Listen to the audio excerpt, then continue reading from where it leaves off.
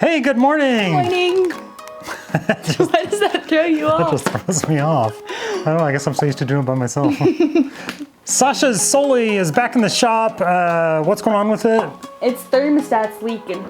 Losing a little bit of coolant, kind of dripping down the front of the engine, so we're gonna be working on that. Well, actually, I'm gonna be working on it, because what are you doing? School! Yay! Yay! Fortunately, Sasha really loves school. It's one of her favorite things in the world. Totally. What are you studying? Anatomy physiology. Anatomy physiology. Gosh, I wish I could go back to those days, taking tests and so fun. No. Yeah, I get to work on a car. I'd rather do this. Would you? Yeah. Well, let's get started. All right, go to your school. Yay! Yay. I get to work on this.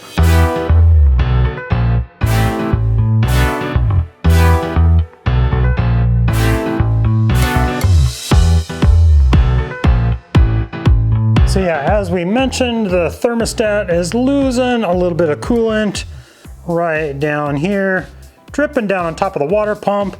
So I think it's leaking just around the seal on the thermostat housing here. You can tell it's a little gunky down there. I don't think the water pump itself is leaking.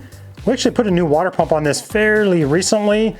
I don't think that's an issue, but we're gonna replace that thermostat and see if that cleans it up. And I've got a new thermostat, new gasket, and actually I even have a new housing, which I don't think we're gonna need, but I got that on hand just in case. I'll link all these parts in the description below where you can find it if you're doing the thermostat or housing or have a leak like this. So the petcock is way up under on the passenger side. I'm not gonna mess with that.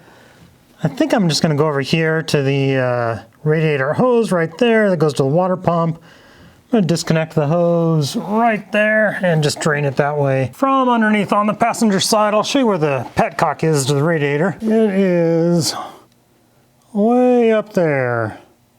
There it is, right in the center of the screen. Just too much of a hassle to get to that petcock. So that's why I opted for this route. I've got the hose clamp off that lower radiator hose. Now I can just disconnect that and drain the fluid. It's already dripping. There we go. Super good. Got almost all of it. I don't think I hardly spilled a drop. Well, draining it that way is certainly quicker, but definitely a lot messier too. So maybe a lot less messy doing it with the petcock, but boy, it's just in such a painful spot. I just popped the cap here, loosened that. Now it's draining really good. A little bit of a mess, but that's okay. So now let's move on to removing the hoses. Get that out of the way, our sensor. Let's get these clamps off the housing hoses here. But yeah, poor Sasha, she's gotta do the school, but I don't really think poor Sasha, it's good for her. Kids gotta do school, but I certainly, part of me misses those days, but part of me doesn't. Then I wonder, like, would I go back, if I could do, say like high school all over again, would I go back and do it all over again? And I'm like, I don't know, maybe if I could go back to high school, knowing everything I know now, I might. But just going back and like starting from scratch and doing it over again, yeah, no thank you. School wasn't my favorite. I did the minimum, well not the minimum, I mean I got good grades, but I certainly didn't work hard at it. How about you? If you could go back to, say, high school, do it all over again, would you? Leave a comment, let me know, I'm curious. This clamp is just in a bad spot. I gotta get it moved over a little bit. Can't get behind it. I really need one of those hose clamp gizmos. Come on, spin around a little bit. This is the fun part of working on cars. One little thing can be a hassle. Let's try a different channel lock. You really need a set of hose clamp pliers. Just can't get a grip down on that. The heater core hose, that rigid hose just in the way. And I can squeeze it over like that. That's just great. There we go. All right, that moved it a little bit. Did I do this one last? I really should put new hoses on this too. There we go, now I can get a grip on it. Yeah, these hoses don't look great. All right, new hoses coming up. I wonder if I should just order those. Maybe the auto supply store has some in stock. Let's get our sensor out of the way. I'm just removing the sensor so that I don't break it. I've kind of have a history of breaking stuff like that. So if I get this out of the way, I won't break it. Okay, now what are these? 13 millimeter. Let's see if my Milwaukee has enough power here.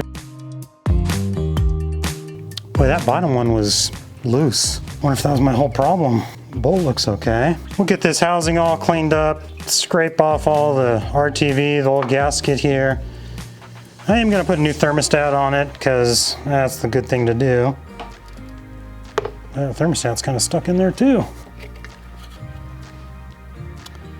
Yep, new thermostat.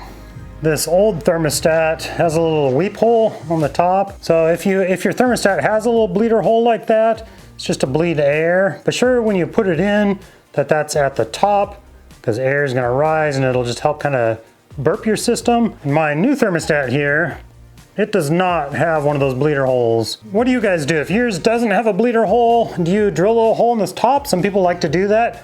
Honestly, I typically don't, because I don't know, I don't struggle, it seems, with burping systems. Like I can burp them fairly well, but drilling a little hole, it's not a bad thing. What do you guys do? Leave a comment, let me know. So the old thermostat housing, it actually cleaned up pretty nice. I think I'm just gonna reuse this one. There's nothing wrong with it. Save that older one for another time. Let's clean off the gasket surface here.